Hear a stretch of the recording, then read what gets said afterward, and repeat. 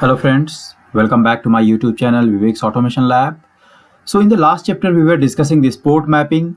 So we discussed like okay, if machine A wants to communicate to machine B, they can use the IP address, and if they want to communicate to any container, they can do using uh, the the port of that container, right?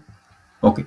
So now, so suppose machine A wants to communicate to Ubuntu. So they just say they will just provide the IP address and then port 80 of host. They don't have to provide the port of Ubuntu because Ubuntu is already mapped to the host, right? So they don't need to provide 8080. They just can communicate using the host port.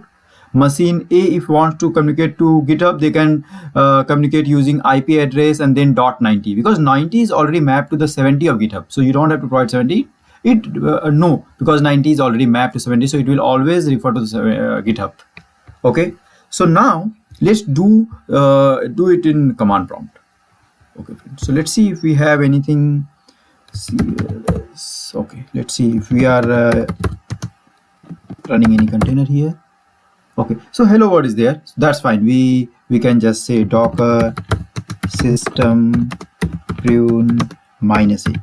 So friends, when you say -a, it will delete, it will remove all the stopped containers and unused images as well. But if you say -f, it will not remove the images, it will only remove the container. So let's see, we are using -f. And if you say docker images, im images. So still we have that hello world. But if you say docker ps -a, so there is no container. We already covered this. Now let's run some other image. Docker run -p. So -p we are using for port mapping. So we will explain this. 8050 colon 80, and then we will this time let's take Nginx. So Nginx is a server, so which is running in the port 80. Now we are saying okay, run this. I want to communicate this container Nginx using the host port 8050 in my machine. Okay, so if you run it, let's see what is happening.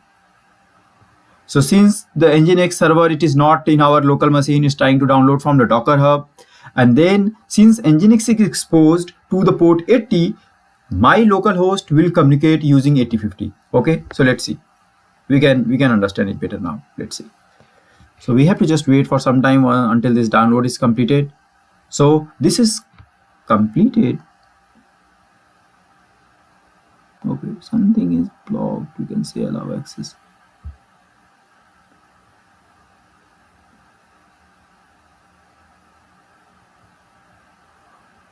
Okay, so I think now it's running. So let's go to another command prompt. Now let's see, docker ps -a. Now friends, if you see here, right, if you see now Nginx container is running, and then there is a port, right? So it's saying okay, port 0000 8050. 8050 is the local host, and whenever somebody wants to communicate to this 8050, it will be forwarded to 80 of the container. Container is Nginx.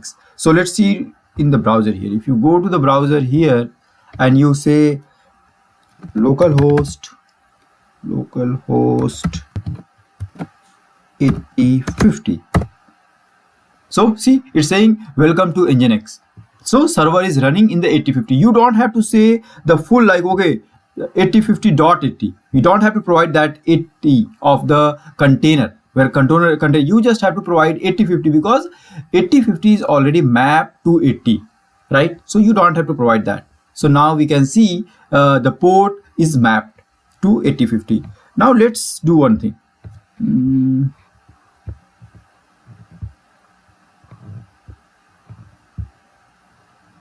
Okay, so let's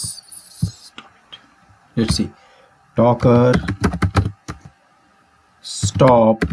I'm going to just stop this container. Okay, so I can say ELO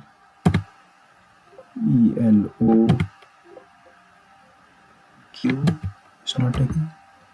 Okay, so dock docker stop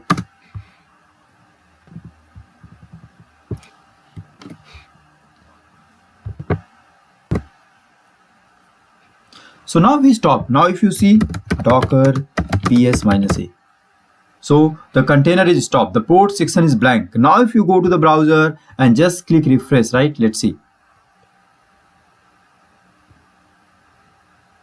Now you cannot reach to the page because now the Nginx server is stopped and it's not mapped to any port. That's why we cannot see anything here in the browser when we say localhost 8050.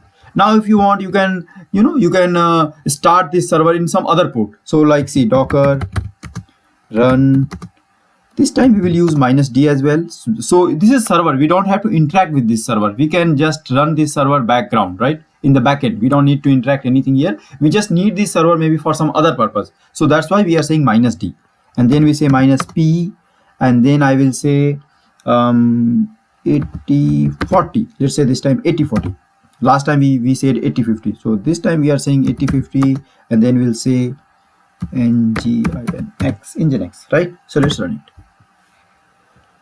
So okay friends, so this time we see it's running in the background. That's why we got again like C users Vivek Misra, like we can again execute this command. So our server Nginx is running in the host port 8040, and we got the container ID. Now if you say docker ps minus a, so you can see, right, the first one, if you see here, it's saying okay, it's up and running, up 18 seconds, and then you can see if anybody wants to communicate this server, they have to say 000. So here it is saying 000 because it's a localhost 8040. So if somebody provide this command in the browser localhost 8040, it will forward it to the 80 of this Nginx, because Nginx container is exposed to the port 80, and we can communicate to that container using host port 8040. So let's see here now.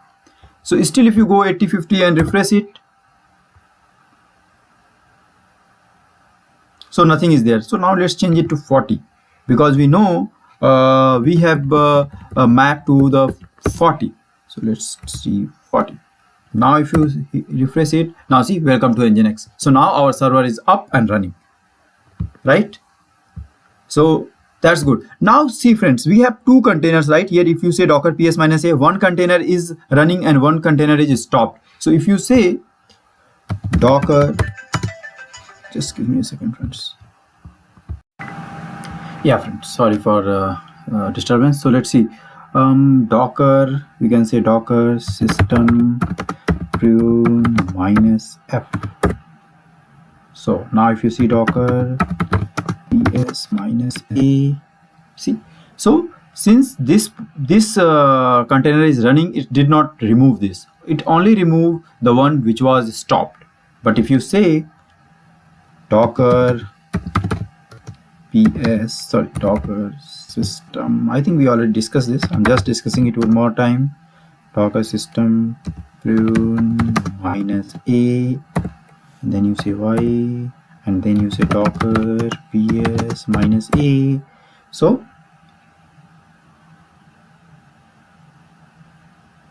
okay, so this one is last time, okay, so this container is still running, right? So we have to stop the container first.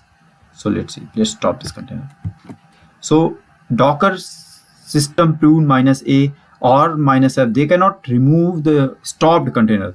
Sorry, they cannot remove the container which is already up and running, right? So docker stop. Now if you say docker system prune minus a, and then you say yes, and now if you say docker ps minus a, now it's stopped. So yeah friends, we are good till now. Let's meet in the next video. Hope you are liking the video. Just subscribe to this channel, provide any comment if you have any questions. Thank you, bye.